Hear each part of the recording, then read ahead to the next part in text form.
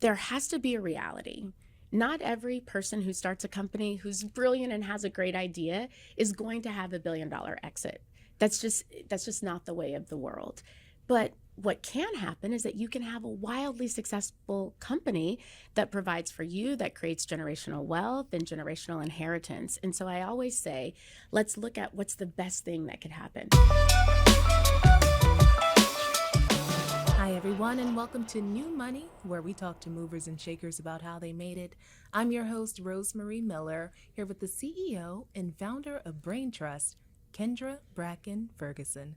Thank you so much for joining me today, Kendra. Oh my gosh, Rosemarie, thank you for having me. I so appreciate it. Absolutely. So, Kendra, you recently wrote a book, The Beauty of Success. What inspired you to write a book right now? So it's funny because I was actually talking to my mom about this. When I was in college, I said, I want to write a book. And my mom said, how about you have a career, experience life a bit, and write a book? And I feel like it was such a manifestation of that. And it's funny because I host a podcast called Business of the Beat, and it's focused on BIPOC leaders who are really starting, growing, and accelerating their businesses.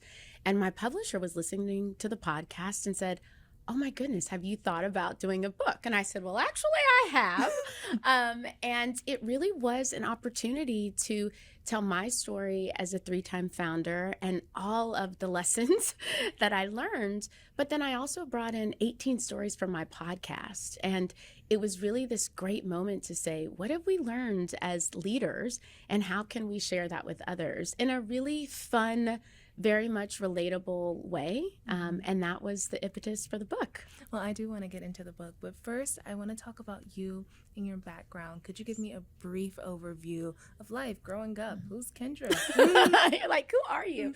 I'll say this. I was one of those people. I lived by this mantra that I saw in It's a Wonderful Life, where George Bailey says, I'm shaking the dust of this crummy little town off my feet and I'm going to see the world. And literally my whole childhood, I traveled with my mom for her work. She was a senior executive, started many companies. And then I remember being in 6th grade and the president was giving a speech and someone handed him a piece of paper. And I said, who is that?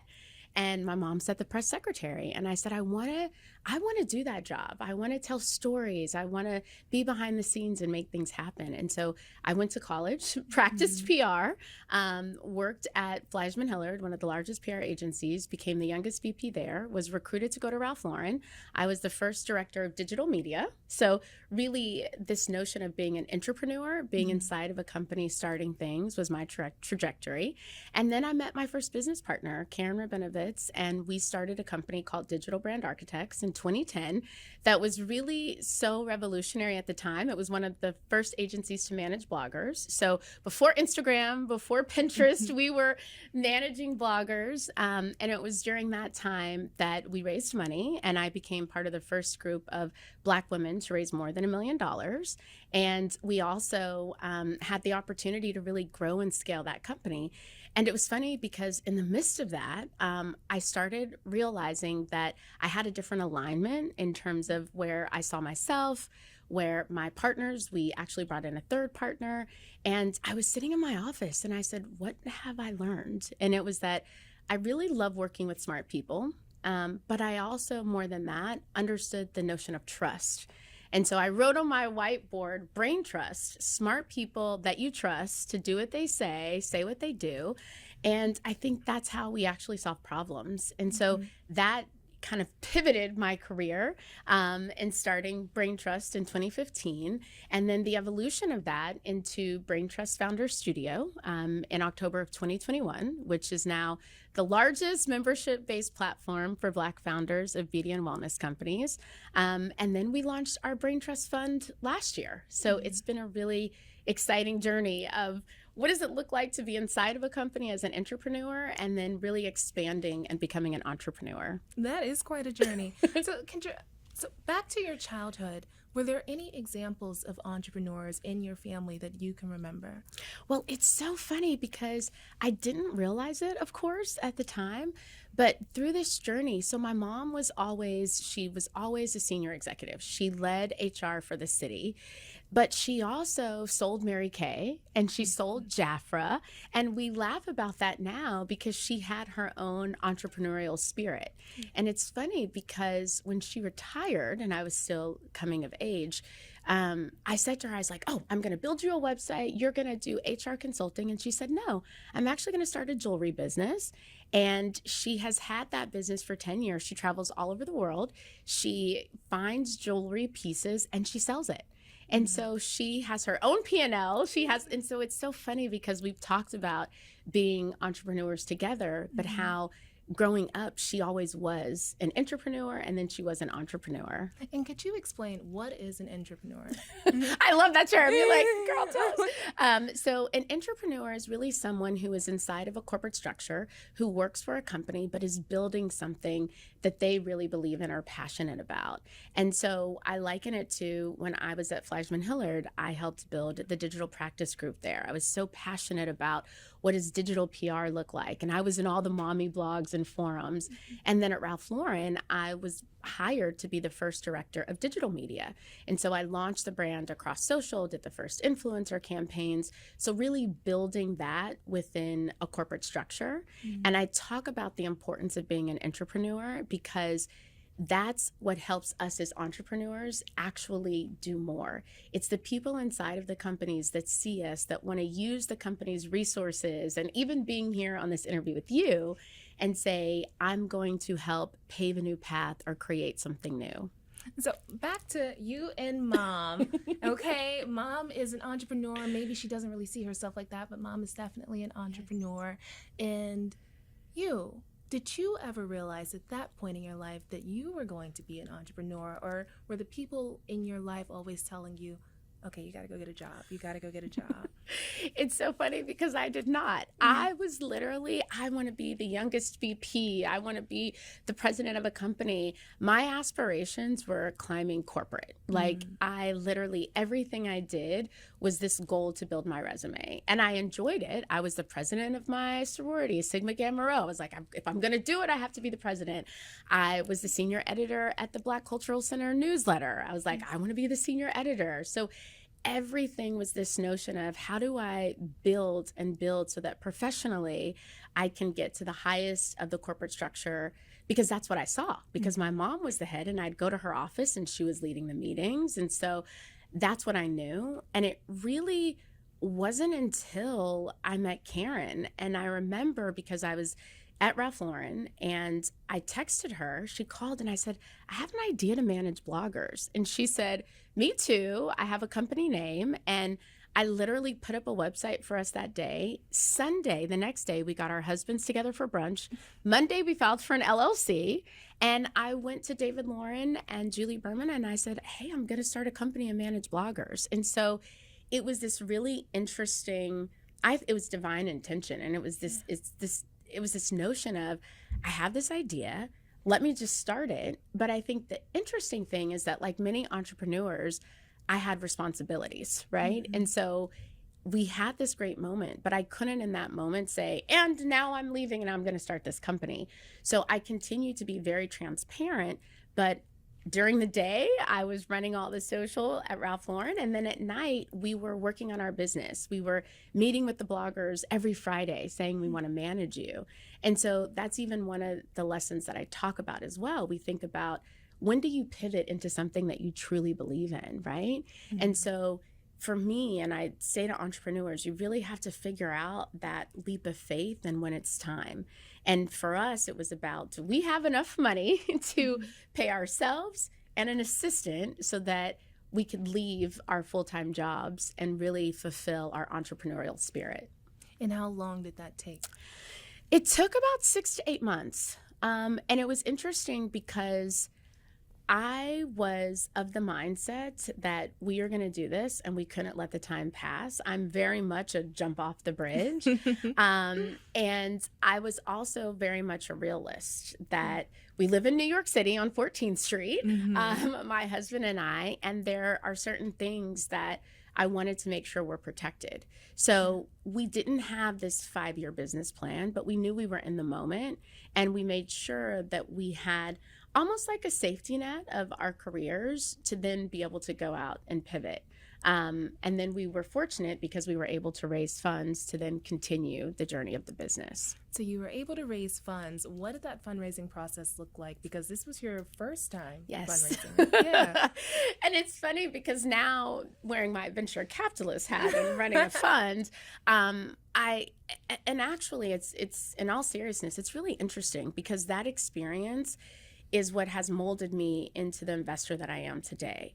Because there were all these things that I did not know when we went through that first investment process, how to structure the right deal, how to have the right lawyer for me outside of the company to make sure that I was protected in my interest as a founder. How much money do you raise and the right money to raise, and who do you raise money from, and what does the board look like, and how important is the board?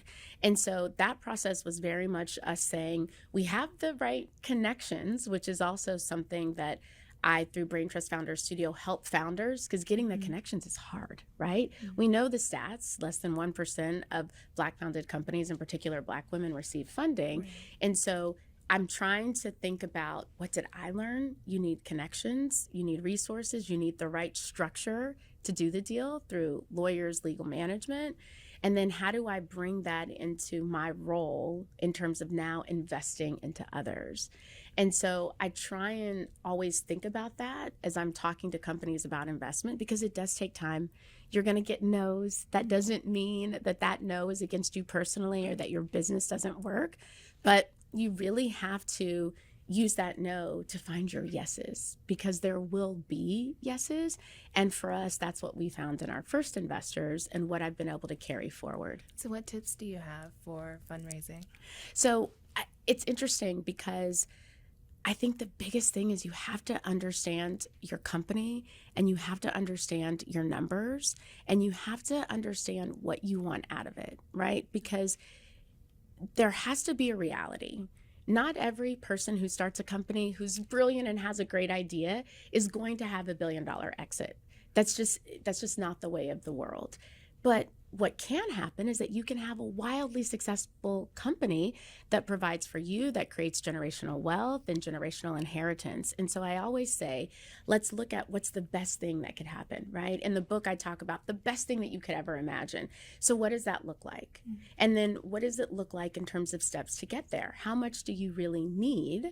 And what's going to make you happy? And I say to founders, if your intention is to never sell your company, then let's look at it differently, right? But if your intention is to sell your company, then there's different steps. We need to look at our numbers. We need to look at our EBITDA. We need to look at our valuation.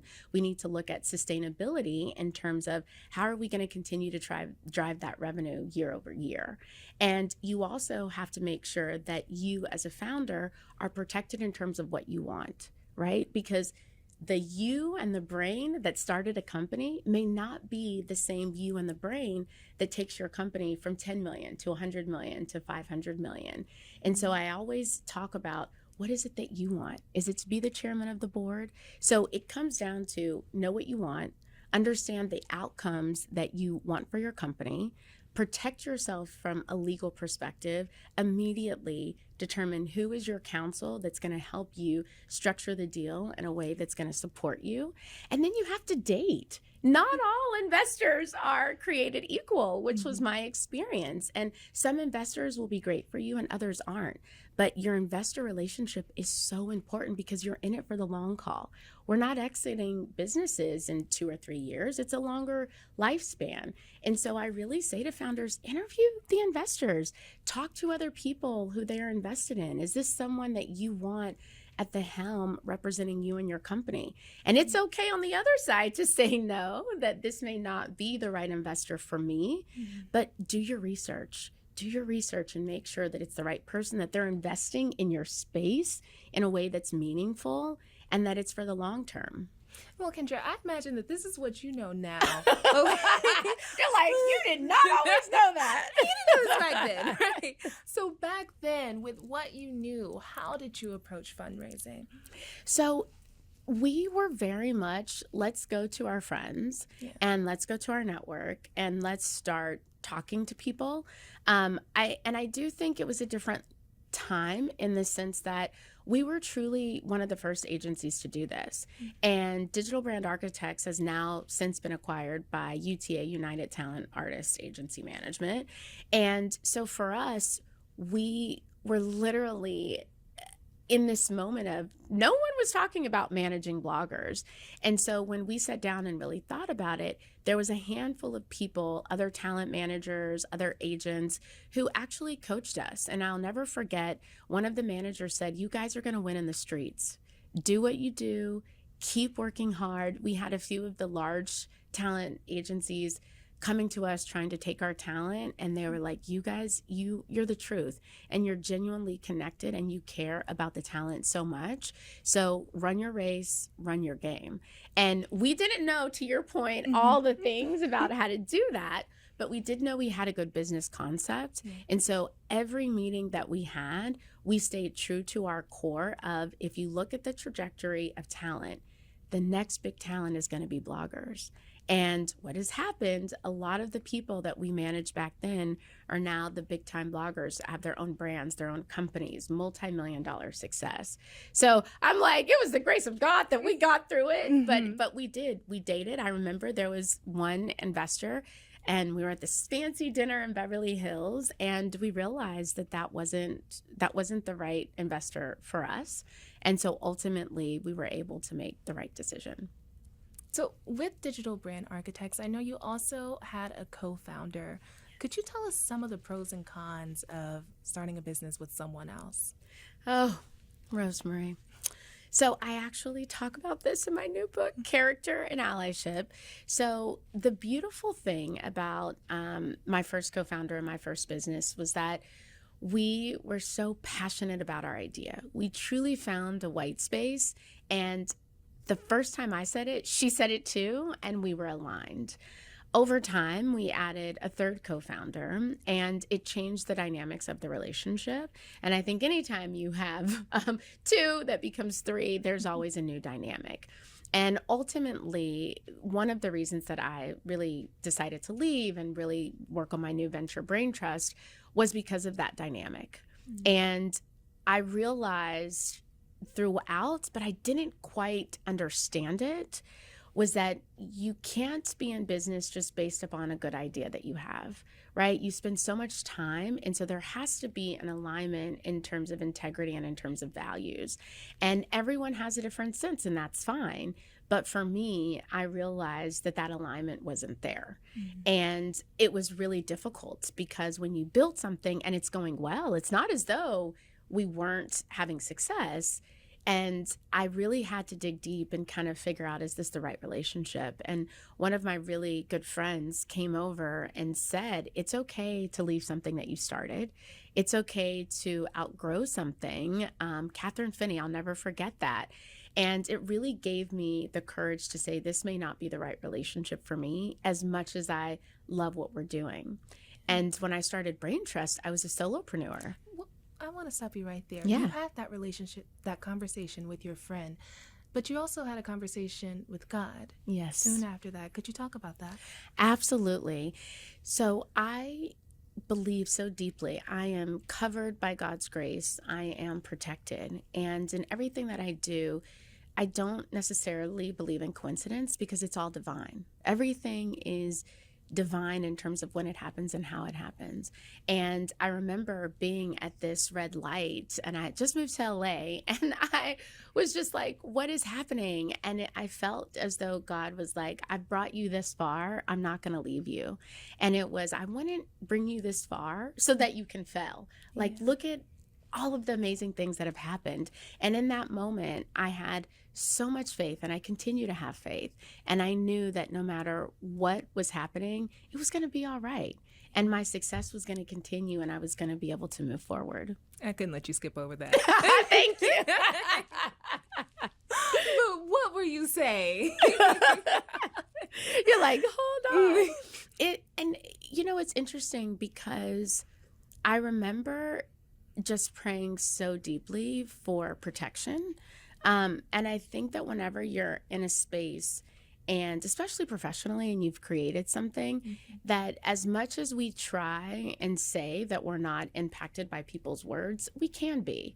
And so much of it was, guide me, help me do the right thing. I always want to treat people right, and then protect me in whatever decisions I make so that I will continue to support. I'm here to be of service.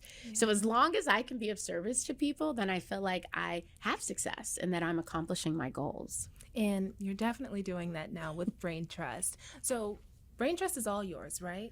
So funny enough, Rosemarie. So when I started BrainTrust, I was a solopreneur. Right. And then as I expanded and created BrainTrust Founders Studio and BrainTrust Fund, I literally ran into a woman, Lisa Stone, who I had known for 20 years, co-founder of Blog Her, which is where we met. And she said, Kendra, I've been following your journey, and I've really been focused on my own passion and my own pivot. And I remember in 2015, Lisa wrote Black Lives Matter on her LinkedIn. And it was so paramount because we had always been in community. She had always been someone I leaned to. But as we went fast forward to 2020 and we saw the deaths of George Floyd and Black Lives Matter, when I started BrainTrust Founder Studio, it was to say, I've been through so many different things. How can I create an ecosystem of resources for other Black founders? And so it was an interesting moment of starting the company. And then that January, running into Lisa, and she literally said, how can I help? And I had talked to so many different people about the idea. Some people said, you're not in venture, you didn't work at one of the banks, stick to what you know. And she said, oh, capital? I know that. You want to build a fund? And literally that weekend, she wrote this plan for how we could take my vision of ecosystems and capital and turn that into a fund. And so I immediately invited her to join me as a co-founder. And, there's a lot happening when we think about race and allyship. And I went to several of my advisors and I said, I truly believe that in order to do this work, we have to not only have a brain trust, but we have to believe in the impact of allyship. And I would like to invite Lisa to join me. And while this studio was designed for Black founders, and with our fund, you have to have at least one Black co-founder, I said, I can't imagine doing this journey and this work without her. And so I do have a co-founder. And the interesting thing that I learned from my first company is that, and Lisa will tell you, I put together this long questionnaire. I love a questionnaire. All in my book, there's worksheets and workbooks and things to fill out. So I put together this questionnaire, and it was all of the things that I learned. Do you want to be the face of the business? What would cause you to not want to be in the business anymore? What are you passionate about? Why are you doing this as a white woman supporting a studio for Black founders? Why is that important to you? Why does it matter? And it was all of these different questions that I realized I did not do that exercise with my first co-founders. And so that's why when we got into the long tail of the work, we weren't aligned in certain things. And so we both went through this exercise. I brought in my long-term executive coach, Julie Flanders, and I said, I want this to work. And in order for it to work, like any relationship, you have to work on the relationship, but you both have to be committed to what's important. And so that has been the beauty of having a co-founder in this iteration of what the BrainTrust has evolved and transformed into. Well, Kendra, we are on new money, so we do have to get into the money thing. I want to know, how did you learn how to manage all of your money? Well, Rosemarie, I'm still trying. It's really interesting because, again, we talk about these lessons. I have so many lessons of starting different entities. How do you start an entity? How do you structure it? The difference between an LLC and pass-through cost. And so I always say I'm constantly evolving. I have set up my businesses. They're different entities. They have different cap tables, meaning they have different ownership of them. I'm the majority in all of them. I also have my own personal consulting that I do with people that requires money. So there's a lot of different ways that I think about money and that I think about capital. And it really is, what is the social and human capital? So everything that I do requires a brain trust. It requires a team. What does that look like? How do I build that human capital around me so that I can succeed? to your point, what does the money look like? And I am not a money person. So I make sure that I have different wealth management people, different legal. I've had my same general counsel for years and years so that I can make sure that I'm looking at how is money flowing into the business? How is money flowing out of the business? And then I also have to live. So luckily, I have worked with and built people who can help me manage it on the day to day. And then when I think about the fund, we are a traditional venture fund, and that is also where having a business partner like Lisa comes into play. She's raised money, she's worked in venture. And so our ability to say we are going to raise money so that we can invest it, that does require a different level of wealth management and understanding. People say, you've raised all this money. And I'm like, that money is for investment. This money is for Kendra Bracken-Ferguson. And understanding the two. And I say to my founders, you have to start with the money. You have to look at the money. You have to understand how taxes are going to work, how your entities are set up, what does a trust look like. And one other thing that I'll say is I was talking to a founder who recently had a health scare, a very serious health scare. And she was saying, we don't talk about as entrepreneurs and 1099s, as it were, the notion of health insurance for ourselves. Because if you are a sole proprietor or you're someone running your business and something happens for you, especially in the beauty industry, then it's hard for you to recover. And so I'm saying to founders, make sure that you have life insurance, make sure that you have your own insurance policies, your own health insurance, so that we can make sure that we're also protected. Because as I was talking to founders, I realized a lot of founders are not looking at that side of what wealth management and money moves looks like. Well, on a much, much lighter note, Kendra. You're like, bring it down. What is the dumbest splurge you've made since having money? Oh my goodness, the dumbest splurge I have made since having money. Well, is it a dumb splurge if you feel good about it? Hey. No, I think... So I have a smart splurge and a dumb splurge, but I'm going to start with my smart splurge first. After 14 years of being in New York, and we know what that's like, my husband and I moved to LA, and we bought our first house, and then we bought a second house, and I was just so proud of that. And I think when we think about how hard we're working, there's the splurges that we make that make you feel good. I love eyelash extensions. I pay lots of money for them. Thank you, Integrity Lash and Tuscany. I think that they are so vital. We could call them dumb, but they really are the beauty of my success. And then another thing that I of course bought this really amazing jacket. And I was so in the moment of it, and everyone was telling me to get it. And it was one of those things where you love it, but then you look at it and it's like, let me think about what I could have bought. I could have invested in a WeFunder campaign. I could have... Kendra, how much was the jacket? Girl, do I have to say we it? have to know how much is this jacket? Well, people are going to be like, it's not that much. For me, it was a lot. It was $3,500, and I felt like I had made it until I was like, no, you could have bought all these other things. And now I would not do that because I use Rent the Runway. But really? And there's nothing wrong with that. Rent the Runway. And I do that. And also, I'm very fortunate. Veronica Beard is a great partner. They have just been phenomenal. And they're donating proceeds of sales for the book tour to our BrainTrust Founder Studio. So I have learned a lot by ways of how to dress myself and how to spend my money wisely and invest. Well, Kendra, leave us with 3 tips that you want entrepreneurs to know when starting their business.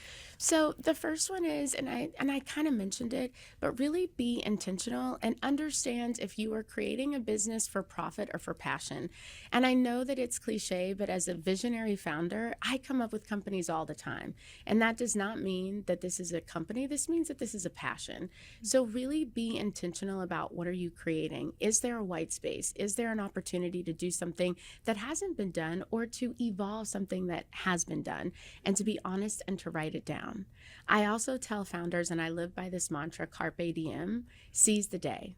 we can wait our whole lives for something to be perfect, and there's no such thing. So I always say, take that moment, take that risk, because as I learned when I was leaving Ralph Lauren, if it doesn't work, you can always go back. You can always pivot. You can always do something else, but you have to make sure that you truly take that risk and carpe diem. And then I always say, build a brain trust. And I know that it sounds like, oh, I'm going to go and find someone to be my mentor. It's so much greater than that. And I was saying literally to my assistant today, this entire tour, my career, the agency, the success has been built on my brain trust. I am here because I built a community of people where we support each other. And at any given moment, I know that whatever I need, I'm going to have someone that I can ask a question that I can tap into. And so I always say to founders, make sure that you have found that and that you have built that and that you nurture it, right? The greatest gift is when we give to others, and that allows others to pour into us. And so I think that if you can start with those things, then the rest comes to play, because your lawyer comes because you've had a brain trust. Your new idea comes because you've been intentional about what's going to drive you into success. And then you have carpe diem, you've seized the day because you've taken the leap of faith to start it. And I think that those are the most important things to start with. Hey, Kendra, you are such a light. You are such a light. I told my producers before you came in here, so I know you have no problem having a huge community around you. Thank you. Thank you so much for joining me today. Thank you.